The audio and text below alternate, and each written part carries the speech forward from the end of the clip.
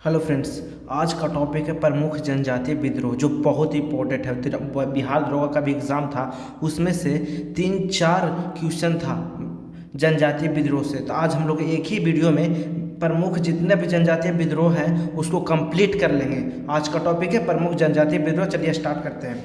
संथाल विद्रोह देखते हैं, पूछ दिया इस बार भी, और पिछले बिहार पुलिस ने भी पूछ दिया था। संथाल विद्रोह 1855 से 1856 तक चला। मुख्य कारण क्या था संथाल विद्रोह का?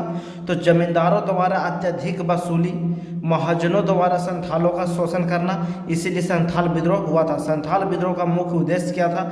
दिकुओं को भगाना, विदेशी शासन का अंत करना तथा अपना शासन स्थापित करना। जून 1855 में भोगनडीह साहिबगंज में संथाल, साहिबगंज जा रहे कहाँ है? झारखंड में है, में संथाल प्रतिनिधियों ने विद्रोह का निर्णय लिया।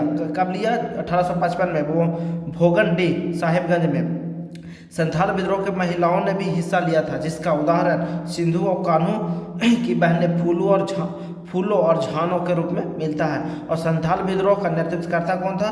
तो सिंधु और कान्हू थे। ठीक, इस विद्रोह के प्रसार भागलपुर से राजमहल तक हो गया था। ठीक ना।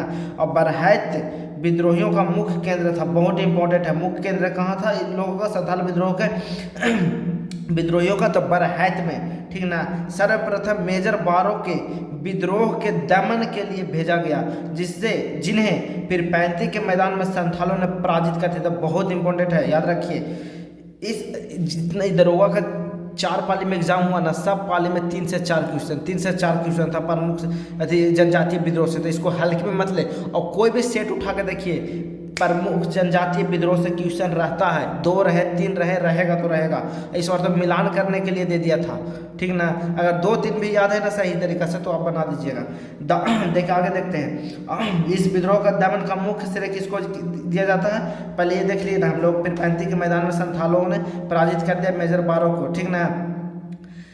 इस विद्रोह के दमन का मुख्य श्रेय किसको जाता है? तो कैप्टन अलेक्जेंडर रीड को दिया जाता है। संथाल विद्रोह को दमन करने के लिए, इस विद्रोह को दमन करने का मुख्य श्रेय किसको दिया जाता है? तो कैप्टन अलेक्जेंडर रीड को दिया जाता है। और दामने कोह में सिंधु कान्हू चांद तथा भैरव ने हजारीबाग में, और अर्जुन मांझी तथा भैरव मांझी ने, एवं वीरभूम में गोरा मांझी ने विद्रोह का नेतृत्व प्रदान किया था। देख लीजिए, दामने कौम में कौन कौन थे? सिंधु कान्हू और चांद तथा भैरव ने। ठीक ना। हजारीबाग से कौन किए थे? तो अर्जुन मांझी और भैरव मांझी ने। और वीरभूम से में गोरा मांझी ने विद्रोह का नेतृत्व किया था। यहाँ पे याद रखिए, बहुत इंपॉर्टेंट। 1856 में सिंधु को पकड़कर बरहैत में फांसी दे दी गई।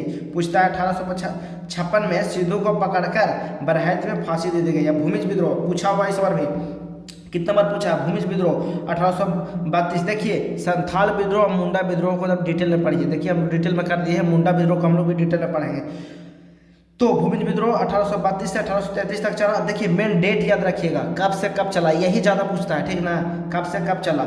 इस विद्रोह को गंगा नारायण हंगामा भी कहा जाता है। भूमिज विद्रोह को गंगा नारायण हंगामा भी कहा जाता है। ठीक ना। और नेतृत्वकर्ता पूछता है, इस विद्रोह का नेतृत्व कौन किया था? तो बड़ा भूम के राजा बेलाख नारायण के पोते गंगा नारायण। ये खाली याद रखिए कि कौन किया था इसका नेतृत्व भूमिज विद्रोह का? तो गंगा नारायण। इस विद्रोह का प्रभाव वीरभूम एवं शिवभूम के क्षेत्रों में था। इस विद्रोह का कारण क्या था? ब्रिटिश की दमनकारी लगान व्यवस्था थी। आगे हम लोग देखते हैं।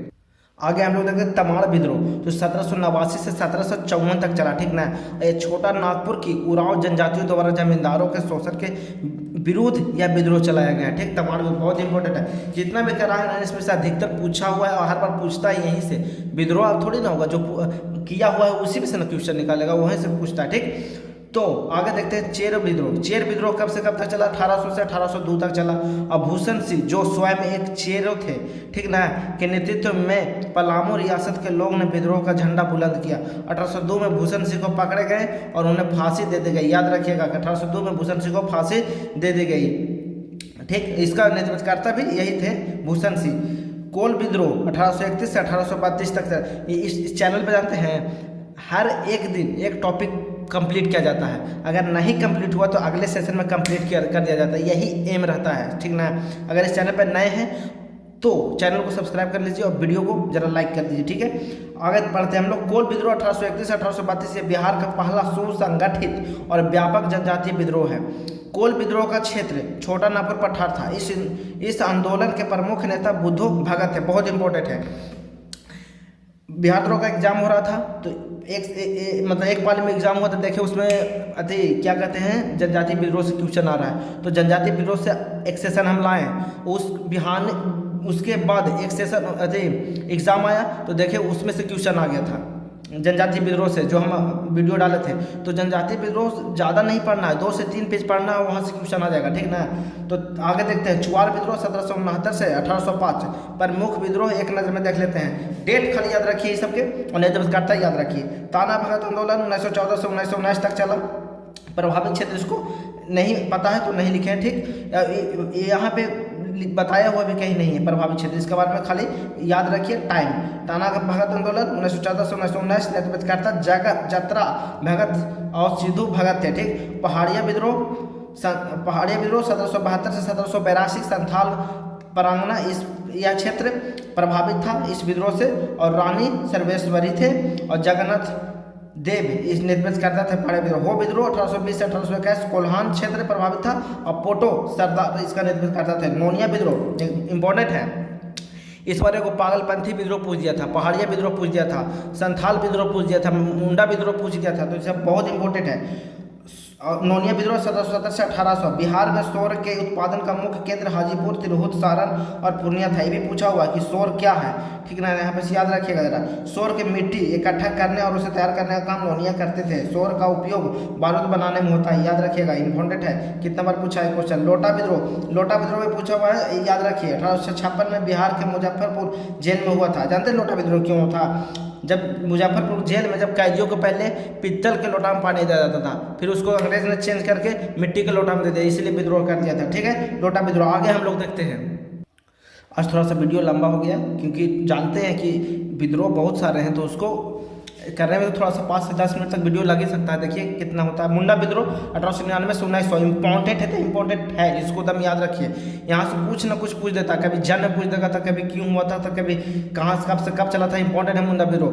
मुंडा और संथाल को दम डिटेल में याद रखिए। बिहार में इस आंदोलन को देखते हुए इसे उलगुलान या महान हलचल की संज्ञा दी जाती है मुंडा विद्रोह को, ठीक। बिरसा मुंडा का जन्म 15 नवंबर 1875 को रांची में हुआ था। वर्तमान में खूंटी जिले के उलिहाती गांव में हुआ था, ठीक ना। बिरसा के आरंभिक शिक्षक कौन थे? तो जयपाल थे। एवं बिरसा के धार्मिक गुरु कौन थे? तो आनंद पांडे थे। बिरसा के अंग्रेजों ने चक्रधरपुर सी भूमि से पकड़ लिया। 3 फरवरी 1900 को बिरसा को गिरफ्तार कर लिया गया। 1 जून 1900 को डिप्टी कमिश्नर ने ऐलान किया कि बिरसा को हैजा हो गया है, और 9 जून 1900 को बिरसा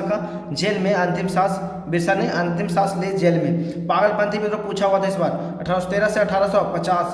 रंपा विद्रोह 1922 से 1924 नेतृत्वकर्ता कौन थे? सीताराम राजू थे। कारण था मद्रास प्रेसिडेंसी में आदिवासियों को झूम खेती पर प्रतिबंध और दमनकारी वन कानून। विद्रोह का तरीका गुरिल्ला युद्ध नीति अपनाकर हमला करना, ठीक ना। तो इसको तो हम पूरा याद नहीं करना, इसको कम से कम 2-3 बार देखिए, 2-3 बार पढ़िए, 2-3 बार लिखिए, बस इतना करके एग्जाम में जाना है, ठीक ना। तो आज ये वीडियो को यहीं समाप्त करते हैं।